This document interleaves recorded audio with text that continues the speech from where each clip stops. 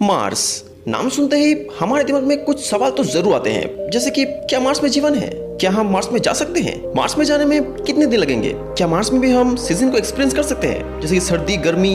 ये सारे धमाकेदार फैक्ट्स जानने के लिए वीडियो को बने रहिए और हम इस चैनल से जितने भी रेवेन्यू जनरेट कर पाएंगे सारी की सारी हम लोगों की मदद के लिए इस्तेमाल करेंगे। डिटेल में जानने के लिए डिस्क्रिप्शन में वीडियो लिंक पर क्लिक कीजिए। क्या आप जानते हैं कि मार्स को रेड प्लैनेट क्यों कहा जाता है? क्योंकि मार्स की धूल, मिट्टी और पत्थर सब कुछ आयरन ऑक्साइड से ढकी हुई है, जो कि उसके सरफेस को एक रेड रस्टिक कलर भी देता है। इसीलिए मार्स को रेड प्लैनेट कहा जाता है। क्या आप जानते हैं कि मार्स प्लैनेट का नाम मार्स ही क्यों है, या फिर उसका नाम मार्स क्यों रखा है? तो मैं आपको बता दूं, मार्स प्लैनेट का नाम है रोमन गॉड ऑफ वॉर के नाम पे। क्या आप जानते हैं कि जैसे हमारी धरती का एक चांद है, ठीक उसी तरह मार्स के दो चांद है, डेमोस एंड फोबोस, और इनके भी नाम रखा है रोमन गॉड ऑफ वॉर के दो घोड़े के नाम पे, जो उनके रथ को टानते थे। Seriously, wow. और मे भी ये कोई एस्ट्रॉइड भी हो सकता है जो कि मार्स की ग्रेविटी में फंस चुकी है। तो आपको क्या लगता है, ये डेमोस और फोबोस कोई एस्ट्रॉइड है या फिर मार्स के दो चांद?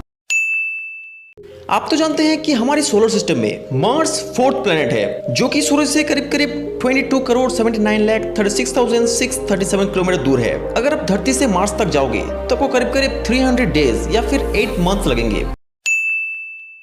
आप तो जानते हैं कि शायद धरती में जगह कम होने की वजह से हम मार्स में जा रहे हैं, लेकिन क्या आपको ये पता है कि मार्स हमारी धरती से भी छोटी है, करीब करीब 4 to 17 माइल डायमीटर के साथ, जो कि मार्स को हमारे सोलर सिस्टम में सेकंड स्मॉलेस्ट प्लैनेट का दर्जा भी देता है।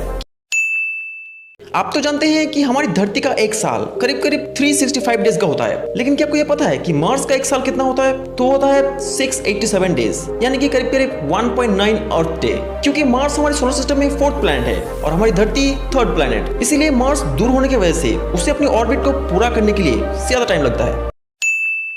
क्या आप जानते हैं कि मार्स की एक्सिस मतलब अक्षरेखा 25 डिग्री झुकी हुई है? इसका मतलब उस प्लेनेट में भी हम वैसे ही सीजन को एक्सपीरियंस कर सकते हैं जैसे कि हम धरती में करते हैं। यानी कि जब हमारी धरती अपनी ऑर्बिट में घूमते घूमते जब कोई पार्ट सूरज के पास आता है तब वो समर सीजन होता है, और घूमते घूमते जब वही पार्ट सूरज से दूर चला जाता है तब वहां पर विंटर सीजन आता है। क्या आप जानते हैं कि मार्स की एटमॉस्फेयर यानी कि वातावरण बहुत ही पतली है, जो कि बनी है करीब करीब 95.9% कार्बन डाइऑक्साइड और 2.7% नाइट्रोजन के साथ। इसका एटमॉस्फेयर इतनी पतली होने की वजह से ये काफी नहीं है सूरज की गर्मी को पकड़े रखने के लिए। इसीलिए जब मार्स में विंटर सीजन आता है यानी कि सर्दी का मौसम, तब उसका टेम्परेचर करीब करीब -100 डिग्री तक पहुंच जाती है, और जब गर्मी का मौसम आता है तब सिर्फ 20 डिग्री में पहुंचता है। वाओ। क्या आप जानते हैं कि मार्स की ग्रेविटी बहुत ही वीक होती है, जो कि धरती के मुकाबले करीब करीब 37% कम है। यानी कि अगर आप मार्स में छलांग लगाओगे तो आप धरती से 3 टाइम्स ज्यादा ऊंची छलांग लगा पाओगे।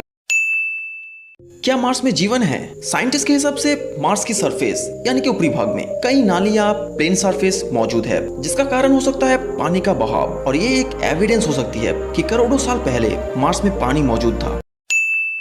क्या आप जानते हैं कि मार्स में बड़ी बड़ी धूल की तूफान देखी जाती है, जो कि सूरज की वजह से होती रहती है, और वो तूफान महीनों तक भी चल सकती है। ये तूफान करीब करीब पूरी मार्स को ढक सकती है, यहाँ तक कि मार्स की सरफेस को भी बदल सकती है। बहुत ही डरावनी है। क्या आप जानते हैं कि मार्स में ओलंपस मोन्स नाम का एक डोरमेंट यानी कि निष्क्रिय वोल्केनो है, जो कि है हमारे सोलर सिस्टम में सबसे बड़ी वोल्केनो और सबसे ऊंची माउंटेन भी, जो कि है 16 माइल्स ऊंची और 600 किलोमीटर तक फैली हुई, जो कि हमारे माउंट एवरेस्ट से 3 गुना ज्यादा है। वाओ। क्या आप जानते हैं कि मार्स में सबसे बड़ा गड्ढा कितना बड़ा है और उसका नाम क्या है? तो मैं आपको बता दूं, उसका नाम है बोरियालिस बेसिन, जो कि है 5300 माइल्स, और वो करीब करीब 40% मार्स की सरफेस को कवर कर लेती है। क्या आप जानते हैं कि हमारे सोलर सिस्टम में सबसे बड़ी घाटी यानी कि वैली जो कि मार्स में है, उसका नाम क्या है? तो उसका नाम है वैलिस मैरिनेरिस, जो कि 4 माइल्स गहरी है और 1000 ऑफ माइल्स चौड़ी भी है। वाओ।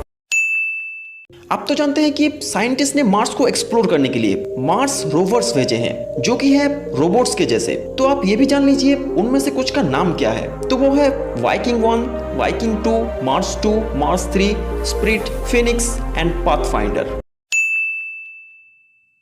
आप तो जानते हैं कि मार्स में जीवन होने का अभी भी कोई पुख्ता सबूत नहीं है, पर साइंटिस्ट के हिसाब से हमारे सोलर सिस्टम में यही एक ऐसा प्लैनेट है जिसका कंडीशन अच्छी है जीवन होने के लिए। साइंटिस्ट का मानना है मार्स के सरफेस के नीचे जीवन का होना संभव है, क्योंकि रिसेंटली मार्स के सरफेस के नीचे उन्हें वाटर आइस मिला है। तो आपको क्या लगता है, मार्स में जीवन हो सकता है या नहीं?